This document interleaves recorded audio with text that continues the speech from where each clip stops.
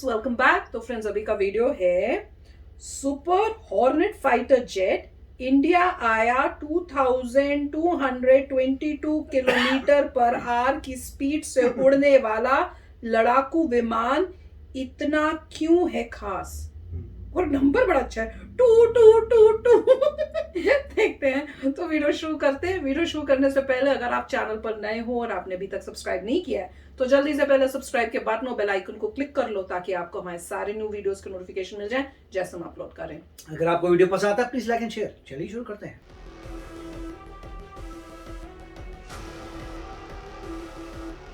भारतीय नौसेना अपने स्वदेशी आईएनएस विक्रांत के लिए लड़ाकू विमानों की तलाश कर रही है। इसके लिए नौसेना राफेल विमान बनाने वाली फ्रेंच कंपनी दसा एविएशन और अमेरिकी कंपनी बोइंग से बात कर रही है। 2 महीने पहले राफेल मरीन ने भारत आकर ट्रायल किया था और अब बोइंग के 2 FA-18 super hornet fighter jet भी भारत पहुंच गए हैं। यहाँ गोवा में आईएनएस विक्रांत पर इसका ट्रायल किया जाएगा। इस दौरान इस लड़ाकू विमान की क्षमता भी परखी जाएगी। जानकारी के मुताबिक भारतीय नौसेना एक ऐसे एयरक्राफ्ट को खरीदने की तैयारी कर रही है जो न्यूक्लियर लोड्स की डिलीवरी करने में भी सक्षम हो, साथ ही एयर टू एयर और एयर टू ग्राउंड मिसाइल के अलावा गाइडेड बॉम्ब्स को भी लोड कर सके। बताया जा रहा है कि नेवी शुरुआत में 26 विमान खरीदना चाहती है। इन लड़ाकू विमानों को आईएनएस विक्रांत पर तैनात किया जाएगा। फरवरी में राफेल मरीन की टेस्टिंग हुई थी। अब FA-18 सुपर हॉर्नेट विमानों की टेस्टिंग हो रही है। इसके बाद ही इन दोनों में से किसी एक को चुना जाएगा। चलिए अब ये जानते हैं कि क्या है इसकी खासियत और जब ये भारतीय बेड़े में शामिल हो जाएगा तो कितनी बढ़ जाएगी भारत की ताकत। दरअसल सुपर हॉर्नेट को अमेरिकी कंपनी बोइंग ने बनाया है। इसकी अधिकतम गति की बात करें तो ये 2222.4 किलोमीटर प्रति घंटा है। सुपर हॉर्नेट 228 मीटर प्रति सेकंड की गति से ऊपर जाता है।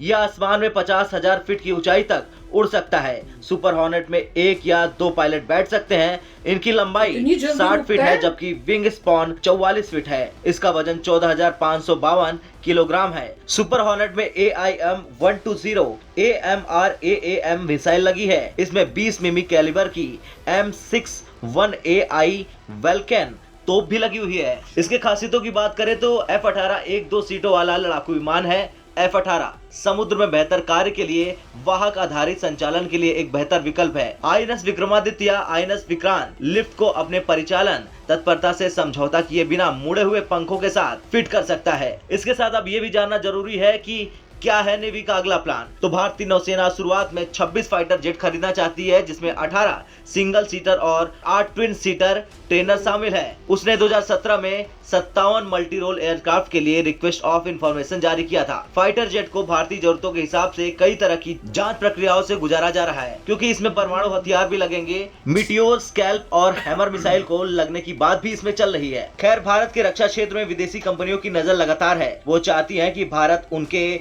रक्षा उपकरण की खरीद करे, लेकिन भारत अपने स्वदेशी चीजों पर ज्यादा जोर दे रहा। इसके बाद भी भारत दुनिया के तमाम आधुनिक हथियारों पर नजर रखे हुए है जिसकी खरीद से देश की सीमाएं और भी ज्यादा सुरक्षित रहे। ब्यूरो रिपोर्ट, भारत तक। Friends, what a news.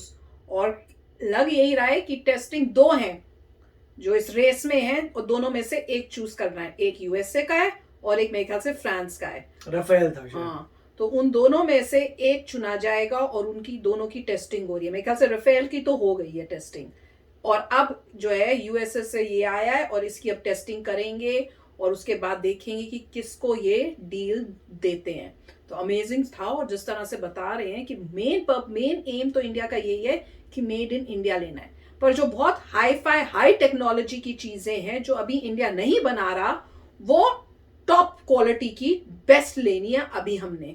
और उसको मेरे ख्याल से उसमें भी ऐसी डील होनी चाहिए कि जैसे हम लोगों ने पहली वीडियोस देखी थी कि भाई आपसे लेंगे पर उनके पार्ट्स या उनकी जो भी मैन्युफैक्चरिंग या कुछ उस टाइप की चीजें जो भी हैं वो वहां पे मेंटेनेंस के लिए या कुछ भी उसकी फैक्ट्रीज जो है वो इंडिया में खोली जाएं।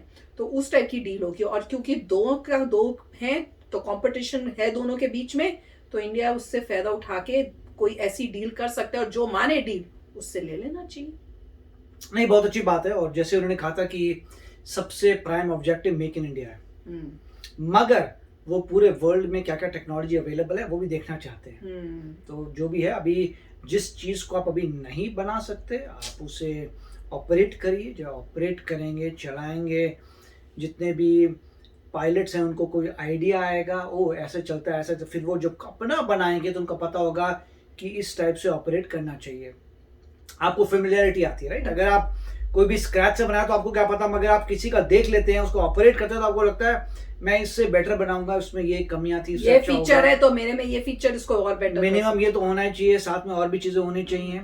और अभी आपके पास टेक्नोलॉजी नहीं है, आपने अगर चाइना से कम्पीट करना तो आपको लेना पड़ेगा। सारा अभी जो है फोकस है वो चाइना पे है कि चाइना का जो बजट है 270 बिलियन है, इंडिया का 70 बिलियन है, तो मतलब काफ़ी उनका ज़्यादा है। तो इंडिया ये देख रहा है कि पहले वो देखो कहाँ पे ऐसी चीज़ें हैं जो हम खुद नहीं बना सकते, उनको पहले लेके आओ। ऑफ कोर्स सिर्फ अभी 2 ही कंपनी है मेरे ख्याल से, नॉर्मली काफ़ी सारी बिडिंग हुई होगी, उसमें से अभी नैरो डाउन होगी 2, अब उनके ट्रायल हो रहे हैं। ये भी हो सकता है कि पार्शियल ऑर्डर चले, आधा इसको आधा उसको, कुछ भी हो सकता है। मगर ये बहुत अच्छी बात है कि इन्होंने ये मेंशन किया मेक इन इंडिया की बात, और मैं तो अल्टीमेटली हर चीज़ में तेजस आ जाएगी, एवैक्स आ जाएंगे, सब कुछ मेरे ख्याल से इंडिया का आएगा। तब तक जो है आप ये करते रहिए। हमने पहले भी एक न्यूज़ की थी ड्रोन्स के बारे में, पुरानी न्यूज़, उसमें कहा था कि अभी तो इंडिया ड्रोन नहीं बनाएगा, अभी तो काफ़ी साल लग जाएंगे। उसके बाद हमने रिसेंटली न्यूज़ की थी, उसमें तो इंडिया के ड्रोन आने शुरू हो गए हैं। तो डेफिनेटली मोदी जी ने पूरी प्रायोरिटी सही की है कि डिफेंस सबसे इम्पोर्टेंट है। अगर डिफेंस नहीं है तो आपका कुछ नहीं है। तो पता नहीं पहले गवर्नमेंट को ये क्या पता नहीं था कि अगर आपने अपनी पूरी हिस्ट्री देखी है, जब बाहर से एग्रेसर्स आए थे, पहले बाबर आया था, उससे पहले अफगानिस्तान से आए थे, दिल्ली सल्तनत के टाइम देखिए, जो भी आ रहा है उससे आपको क्या नजर आया था कि अगले बंदे के पास ज्यादा बेटर वेपन से जीत गया। उसके बाद ब्रिटिश का तो अभी रिसेंट हिस्ट्री में एग्जांपल नजर आ रहा है, चाइना हुआ, आप उस ब्रिटिश का ही देख लीजिए, अगला बंदा गन्स और राइफल लेके आ रहा है, आपके हाथ में तलवार है, तो आप क्या जीतेंगे? आप जितने भी ब्रेव हो जाए, ब्रेव से ब्रेव बंदा हो जाए, वो गन के सामने कैसे टिकेगा?